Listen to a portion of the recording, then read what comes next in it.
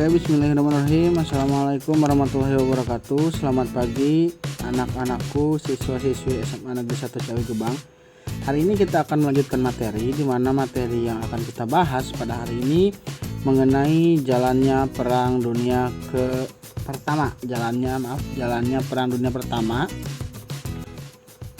Di sini kita akan jelaskan secara kronologis terjadinya Perang Dunia Pertama.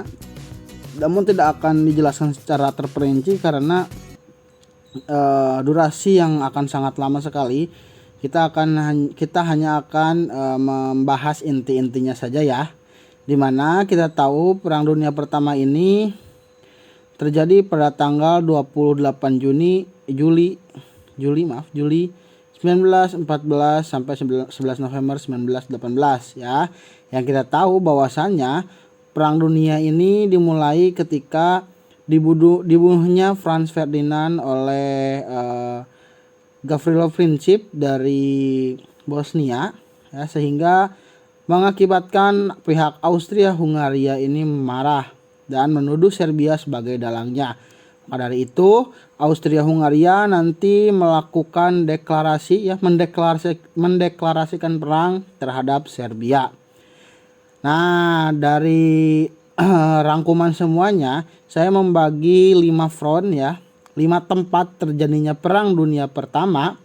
Yang pertama ada front barat, di mana front barat ini terjadi di perbatasan Jerman dan Prancis ya, Belgia ke Belgia. Nah, Belgia sebagai korban di sini. Ya, di daerah sini terjadi pertempuran di front barat. Kita tahu Jerman ini adalah pihak sentral, sementara Prancis adalah pihak sekutu. Di mana pertempuran di front barat ini melibatkan negara Jerman ya melawan Prancis, Inggris, Belgia, Kanada, dan tentunya Amerika Serikat. Ingat ya, harus diketahui bahwasannya di Perang Dunia Pertama, khususnya di front barat, ini terkenal dengan penggunaan teknologi perang yang canggih. Teknologi perang, di mana di sini sudah digunakan peluru-peluru canggih, pistol-pistol canggih, lalu bahkan penggunaan gas beracun. Ya, ada gas beracunnya. Di front barat ini sering disebut juga adalah perang parit. Ciri-cirinya ya, karena pertempuran di front barat ini menggunakan parit sebagai tempat berlindung. Parit itu tanah yang digali seperti sungai ya, jadi seperti sungai, jadi menjadi tempat berlindung para tentara ya. Jadi kalau misalkan kalian sedang menunggu musuh, kalian diam di parit lalu nongol nembak seperti itulah ya, itu perang parit. Nah, dimulai awalnya pada tanggal 3 Agustus 1914, Jerman mendeklarasikan perang terhadap Belgia ya, karena Jerman niatnya ingin menyerang Prancis. Nah, melewati Belgia dan Luxembourg ya ke sini. Nah, inginnya ke sini mengepung. Jadi ingin mengepung Jerman itu. Namun Belgia merupakan negara netral menurut Konferensi London, sehingga ketika Jerman menyerang menyerang Belgia, Britania atau Inggris juga mengumumkan perang terhadap Jerman. Makanya Inggris terlibat perang karena Belgia diseret ke dalam Perang Dunia Pertama ya. Seperti itu. Lalu tanggal 14 sampai 22 Agustus terjadi banyak pertempuran Jerman melawan Prancis, Belgia, dan Inggris. Nah, dampaknya Belgia berhasil dikuasai. Di sini Jerman menang dulu ya. Berhasil dikuasai. Penguasaan Belgia ini dikenal sebagai pemerkosaan Belgia. Loh, kok disebut pemerkosaan? Karena Belgia di sini porak-poranda sekali. Ya, bahkan warga sipil ini disakiti oleh Jerman. Banyak laporan mengenai warga sipil yang disakiti, dan juga infrastruktur di Belgia ini dihancurkan seperti itu. Lalu tanggal 9 September 1914, sekutu mampu memukul mundur Jerman melalui pertempuran Marne. Nah, pertempuran Marne 1 ini, Marne ini sungai di Prancis ya. Pak, kok pertempuran Marne 1 berarti ada 2 dan 3-nya? Ada ya. Banyak sekali pertempuran. Kurang lebih di front barat ini ada 70 pertempuran. Ya, jika misalkan ditulis satu-satu itu lama sekali. Lalu tanggal 18 Februari 1915 Jerman melakukan blokade terhadap Inggris. Nah, maksudnya blokade ini apa? Jadi Jerman melakukan blokade di sini nih. Nah, agar apa? Agar bantuan ke Inggris itu terhalangi. Ya, kalau misalnya Inggris dibantu terus, Jerman kapan menangnya gitu. Melakukan blokade terhadap Inggris juga terjadi pertempuran Ypres II. Nah, Ypres ini adalah salah satu kota di Belgia. Nah, di sini Ypres ya. Ypres II ini, di dalam pertempuran Ypres II ini sudah menggunakan gas beracun yang disebut gas klorin namanya.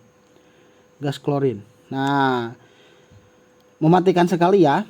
Sudah pakai gas beracun. Awalnya sih penggunaan gas beracun ini berawal dari penggunaan gas air mata. Namun dianggap gas air mata ini kurang efektif sehingga para ilmuwan Jerman terus meneliti agar gas ini mematikan. Padahal gas ini sudah dilarang dalam perang ketika itu. Sudah dilarang, tapi Jerman melanggar. Begitu juga dengan Inggris dan Prancis juga menggunakan gas. Karena apa? Melihat Jerman licik seperti itu, mereka juga bisa gitu. Lalu 7 Mei 1915 RMS Lusitania. Nah, RMS Lusitania ini adalah kapal Amerika, kapal penumpang ya, ditenggelamkan oleh siapa? Oleh kapal selam Jerman.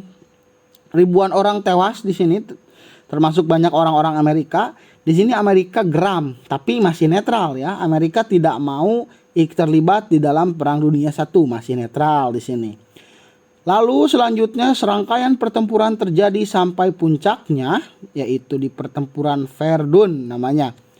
Ya, jadi banyak sekali pertempuran. Kita langsung ke puncaknya aja. Salah satu pertempuran terbesar di Perang Dunia Pertama adalah pertempuran Verdun, di mana di dalam pertempuran Verdun ini sudah menggunakan gas fosgen namanya.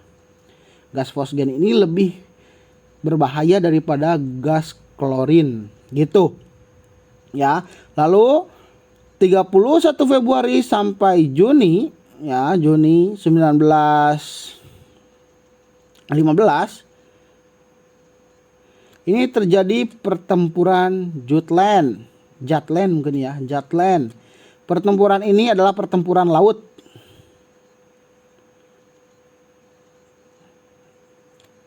Ya, kenapa pertempuran Jutland dilakukan?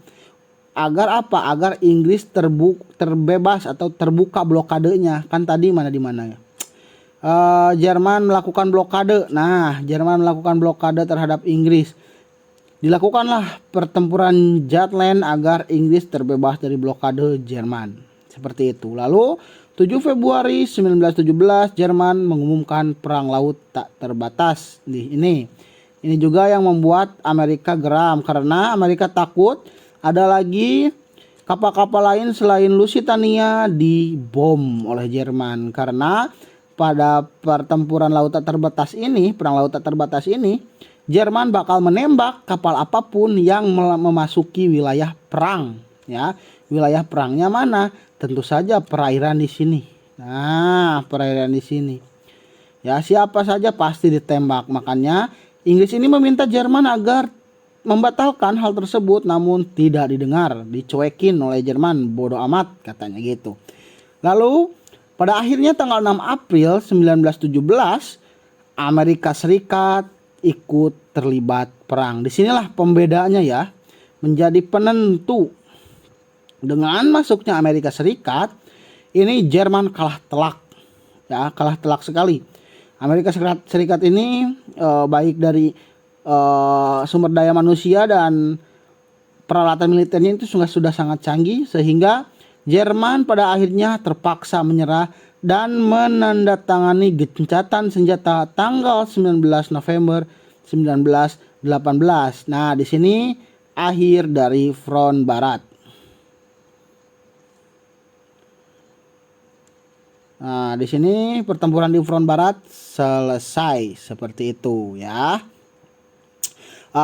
Sebagai harus kalian ketahui, gencatan senjata tanggal 11 November 1918 ini juga sebagai akhir dari Perang Dunia Pertama. Karena teater utama atau lokasi utama dari Perang Dunia Pertama ini adalah di front barat. Ya, seperti itu. Oke, lalu selanjutnya kita masuk ke front timur. Nah, di front timur ini wilayahnya meliputi wilayah Eropa Timur, Tengah, terus Laut Baltik, Laut Hitam, Black Sea. Nah, jadi di sini front timur. Nah, front timur itu, ini peperangannya di sini. Ya, di front timur ini melibatkan Rusia, Jerman, Austria-Hungaria, Rumania, ya, Bulgaria juga ikut sedikit lah gitu. Nah, utamanya Jerman, Austria-Hungaria melawan Rusia di sini. Rusia juga dibantu, ini pasti dibantu Prancis dan Inggris. Ya, Rusia dibantu Prancis dan Inggris. Kita masuk langsung ke pertempurannya. Ya, di pertempuran ini awalnya tanggal 1 Agustus 1914 Jerman mendeklarasikan perang terhadap Rusia. Kenapa? Karena kita tahu bahwasannya Rusia ini membantu Serbia. Jerman sebagai sekutu Austria-Hungaria keberatan dan akhirnya ikut terlibat lalu mendeklarasikan perang terhadap Rusia. Tanggal 6 Agustusnya Austria-Hungaria juga mendeklarasikan perang terhadap Rusia. Ya, rentet jadi berantai gitu. Terus 17 sampai 19 Agustus Rusia menyerang Jerman. Di sini Rusia pertama kali menyerang Jerman dan di sini berhasil menguasai Prusia Timur. Prusia itu masih wilayah Jerman, ya, Jerman Timur atau gitu. Mampu menguasai Prusia Timur. Lalu selanjutnya tanggal 26 sampai 31 Agustus Austria-Hungaria bergerak ke Polandia dan pasukan Rusia berhasil dikalahkan Jerman melalui pertempuran Tannenberg. Tannenberg. Jadi di sini ketika Jerman menguasai Rusia, ketika Rusia masuk ke Jerman, nah di sini Prusia Timur itu terkuasai oleh Rusia, namun tidak lama karena Jerman berhasil merebut kembali wilayah Prusia Timur, ya. Berhasil karena bantuan Austria-Hungaria juga bergerak ke mana? Ke Polandia. Nah, ini Polandia, ya. Sekarang ini Polandia. Nah, bergerak ke atas, ya.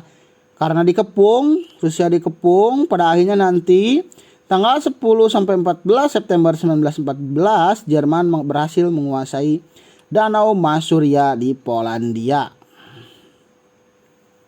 Nah, Polandia ini, ya. Ini Polandia. Daerah sini. Nah, Polandia berhasil dikuasai.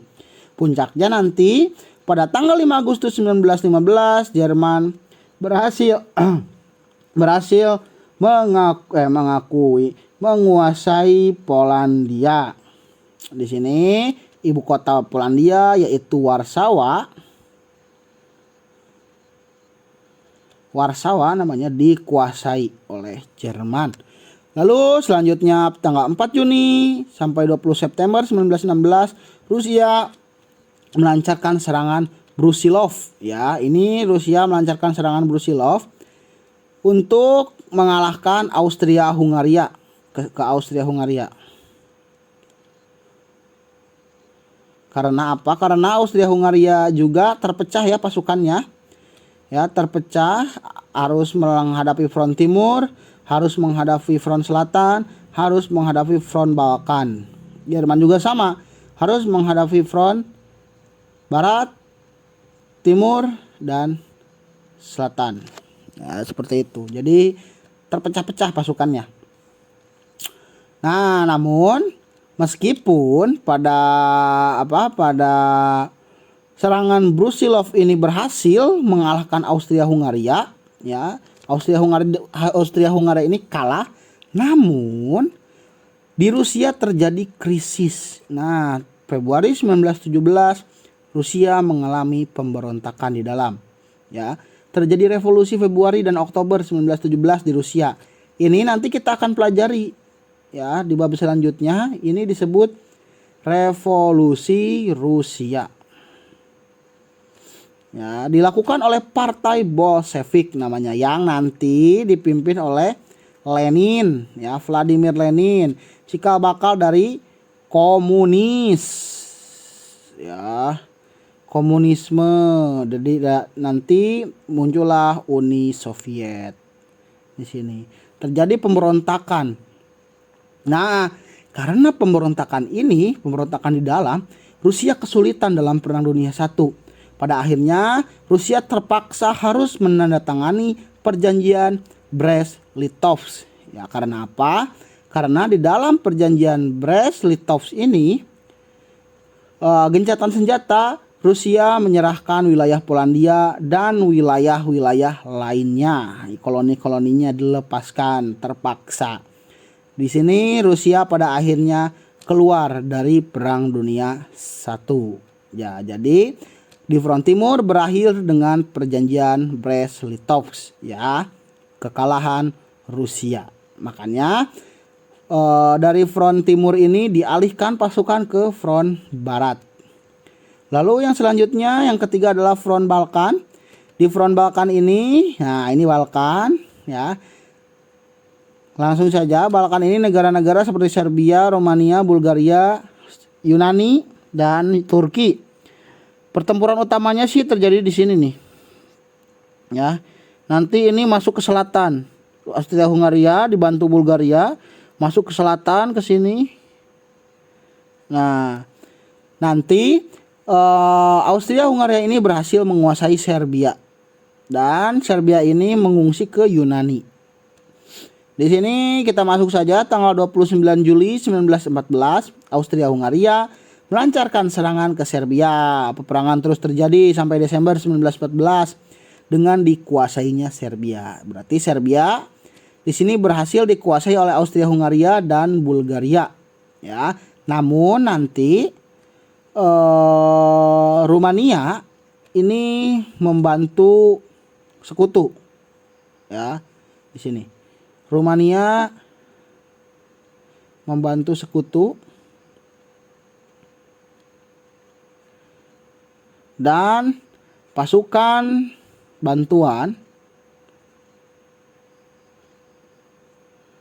dari Inggris dan Perancis tiba.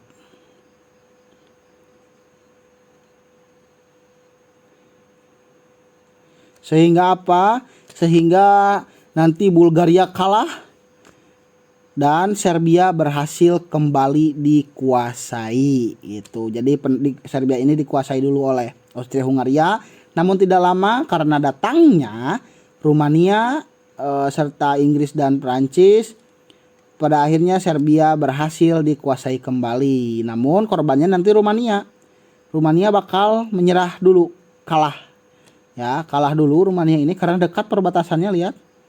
Ya, mereka mundur, Austria-Hungaria menyerang Rumania. Rumania menyerah dan kalah. Itu meskipun Serbia bebas.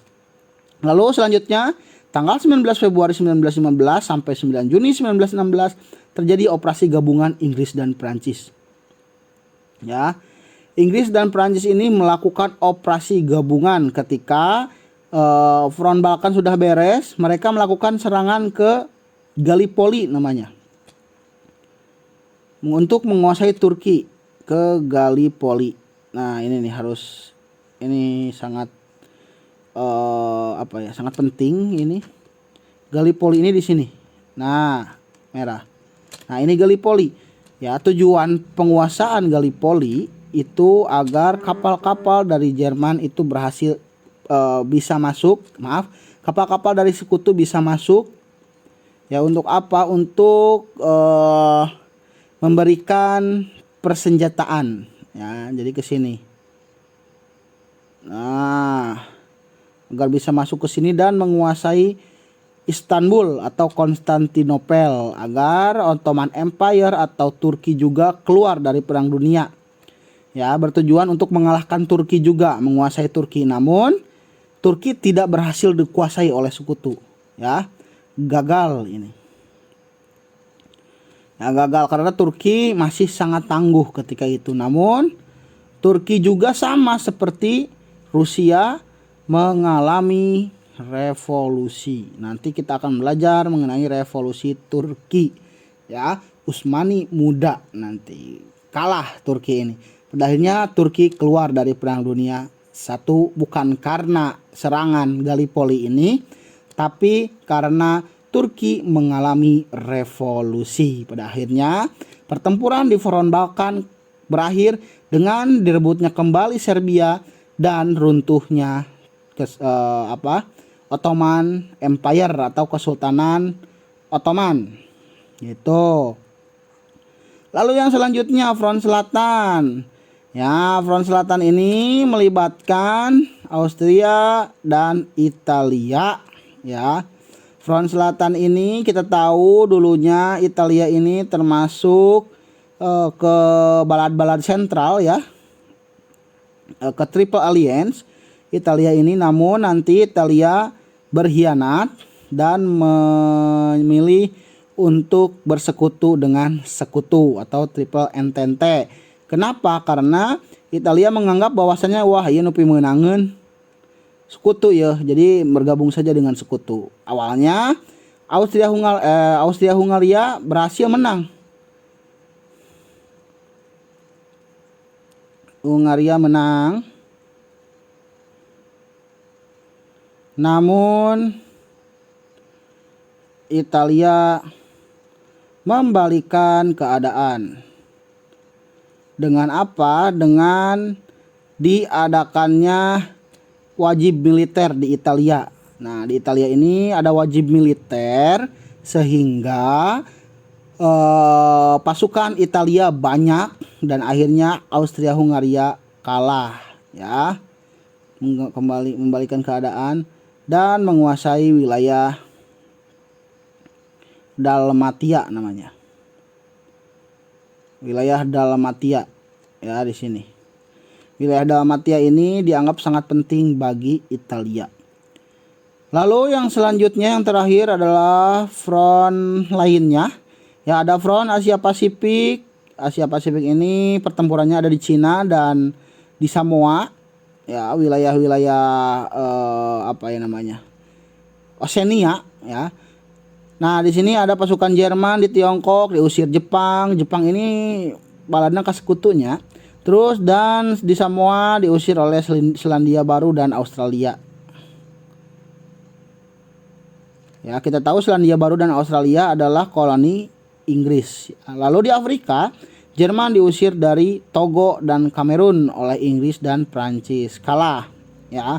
Mereka terpaksa, koloni Jerman ini, orang-orang Jerman di Togo dan Kamerun ini melakukan perang gerilya. Ya, perang gerilya. Sebenarnya belum kalah sepenuhnya, tapi karena Jerman sudah menyerah di Eropa, pada akhirnya di Afrika juga perang gerilya ini berakhir. Lalu di Timur Tengah, sekutu berhasil mengamankan terusan Suez dan mampu menaklukkan Turki. Terusan Suez ini untuk akses ya. Akses karena terusan Suez ini berada di Afrika. Sungai airnya peta. Wah, tidak ada Ya. Terusan Suez ini ada di Afrika yang memisahkan Afrika dan Asia. Nanti ada sebuah terusan untuk melintasnya kapal laut. Nah, ini diamankan agar suplai bantuan ke medan tempur bagi sekutu tidak habis-habis. Seperti itu. Lalu mampu menaklukkan Turki meskipun lewat revolusi, karena ini ada campur tangan sekutunya nanti di dalam revolusi Turki. ya. Koloni-koloni Turki seperti Arab, Palestina dan daerah-daerah lainnya ini dibantu oleh Inggris khususnya ya, dibantu oleh sekutu untuk memberontak sehingga terjadi kekacauan di internal Turki dan pada akhirnya di Turki terjadi revolusi. Seperti itu ya. Untuk pertemuan kali ini mohon maaf bila mana agak panjang karena memang panjang sekali materinya. Agak dipercepat juga agar tidak memakan durasi lama. Gitu. Sekali lagi saya ucapkan terima kasih atas perhatiannya. Mohon maaf bila ada hal-hal yang memang kurang berkenan disampaikan. Selamat mengerjakan. Wassalamualaikum warahmatullahi wabarakatuh.